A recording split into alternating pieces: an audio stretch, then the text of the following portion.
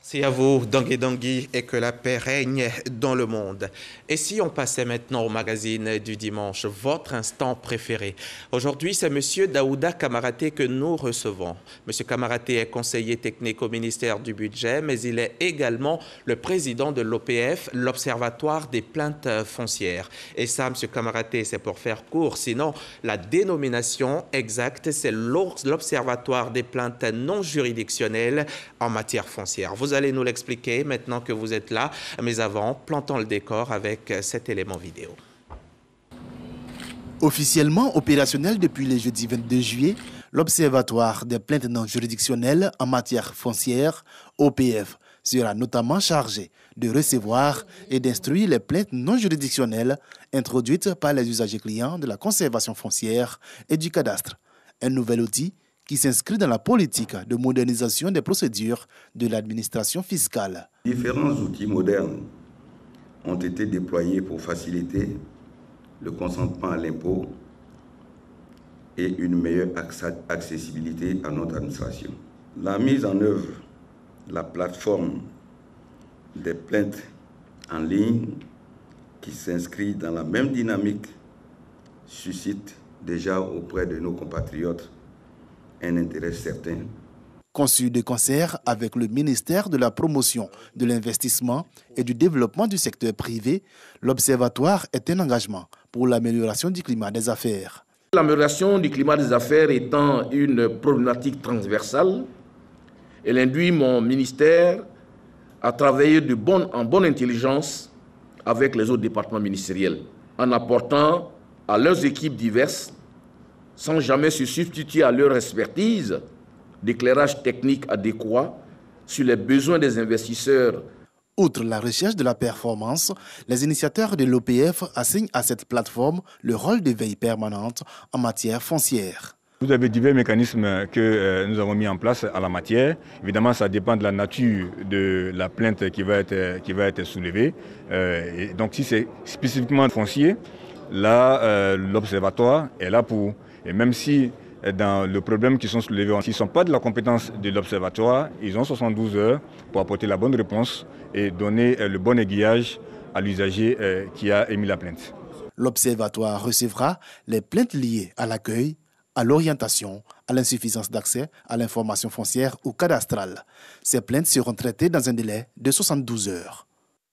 Un reportage de Jean-Louis Gbangbo. Monsieur Kamaraté, on a pu bénéficier de certains éclairages dans l'élément vidéo. Mais dites-nous comme ça, en 2-3 mots, l'OPF, qu'est-ce que c'est? Merci, monsieur Hamza Diaby. Alors, l'OPF, vous l'avez dit, n'est-ce pas, l'entame de ce journal, c'est un organe administratif qui est donc chargé, n'est-ce pas, de faire, n'est-ce pas, une veille permanente et est un instrument, n'est-ce pas, d'aide à la décision auprès du ministère du Budget, pour pouvoir, n'est-ce pas, pour l'amélioration de la qualité du service rendu par nos services en matière de conservation foncière et de cadastre. Et vous existez depuis le 22 juillet seulement, depuis 1 mois et demi à peu près. Pourquoi on vous a créé? Pourquoi on a créé l'organe? Alors, l'organe, vous savez qu'en matière, disons, la question de la propriété foncière peut dire que la propriété foncière, même, c'est un droit divin, n'est-ce pas, quasiment. Et les différentes constitutions des pays modernes le reprennent, n'est-ce pas, et notamment la constitution, n'est-ce pas, de la Côte d'Ivoire, l'article 11, qui prévoit que le droit à la propriété foncière est, n'est-ce pas, garanti à tous. Également, la Déclaration universelle des droits de l'homme également prévoit également cela, son article, n'est-ce pas, 14, qui garantit également l'accession à la propriété foncière. Et donc, fort de cela, la propriété foncière est un élément important dans la vie économique, dans la vie sociale même d'un État. Voyez-vous, lorsque vous avez un bien, vous pouvez donc, n'est-ce pas, le mettre sous garantie pour avoir des prêts. Donc cela donc participe n'est-ce pas, à l'activité économique en tant que telle.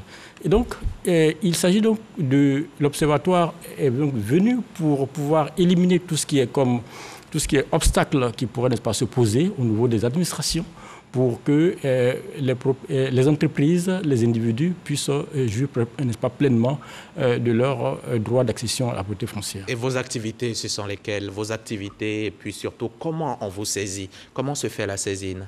Alors, les activités sont nombreuses. D'abord, nous avons pour objet de recevoir les plaintes, comme le dit, n'est-ce pas, le titre même de cet observatoire.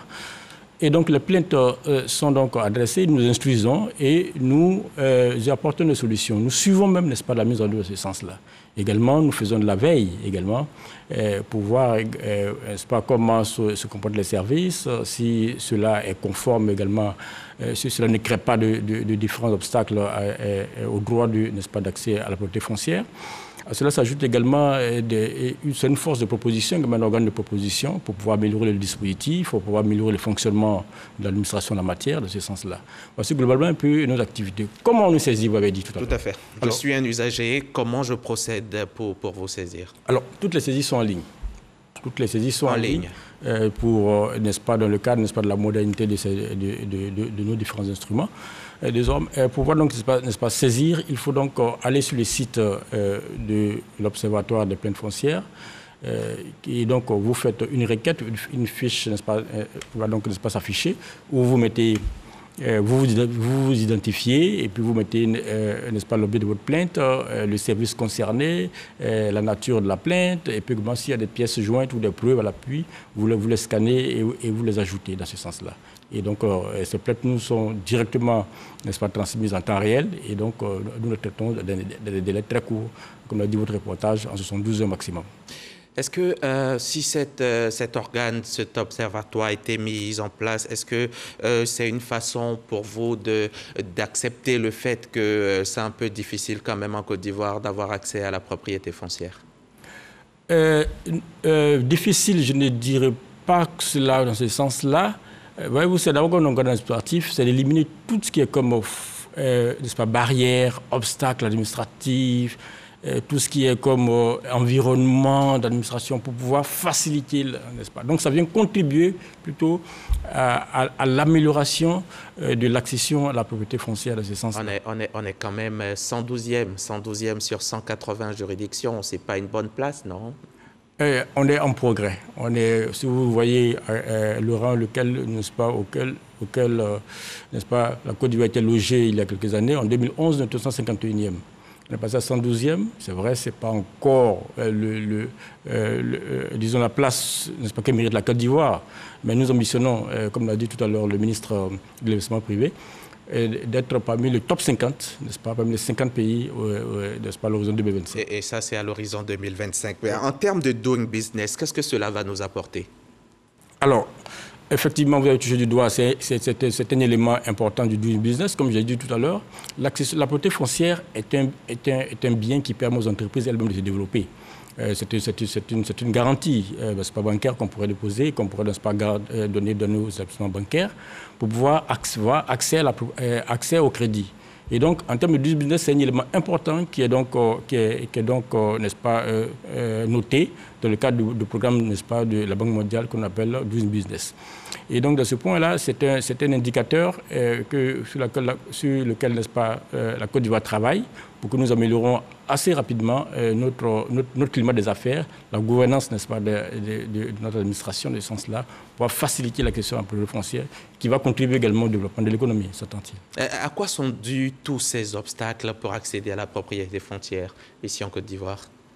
On ne peut pas dire qu'il y a des obstacles en tant que tels, mais il se pourrait qu'il y ait... Il y a des obstacles, M. Kamaraté, c'est bien pour ça que vous êtes créé, non?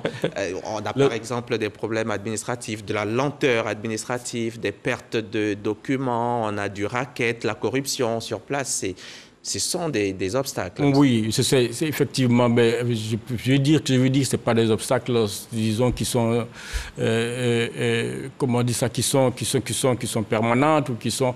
C'est au fur et à mesure que nous travaillons sur cela pour pouvoir améliorer, n'est-ce pas, le climat des affaires en Côte d'Ivoire. Effectivement, je ne veux pas le nier, il y a effectivement disons, différents blocages qui peuvent nuire, qui peuvent, n'est-ce pas, ralentir, ou qui peuvent, n'est-ce pas, porter atteinte au droit de l'accès à la propriété foncière. Effectivement, cela existe, mais ce faux obstacles, ces fausses contraintes-là qui relèvent même du domaine de l'administration qu'il s'agit aujourd'hui de pouvoir, n'est-ce pas, éliminer progressivement ce sens-là. Et c'est bien pour ça que vous êtes là, que vous avez été créé. Depuis le 22 juillet, combien de plaintes déjà vous avez reçues et combien en avez-vous résolu? Alors, le 22 juillet, c'était donc le lancement officiel fait par le ministre du Budget. Sinon, vous êtes créé depuis janvier quand même, selon l'arrêté. Voilà, selon l'arrêté, nous sommes créés depuis le 3 février 3 février 2021. Mais le lancement officiel d'activité a eu donc le 22 juillet par le ministre Moussa Sanogo, ministre du Budget pour le fait de l'État.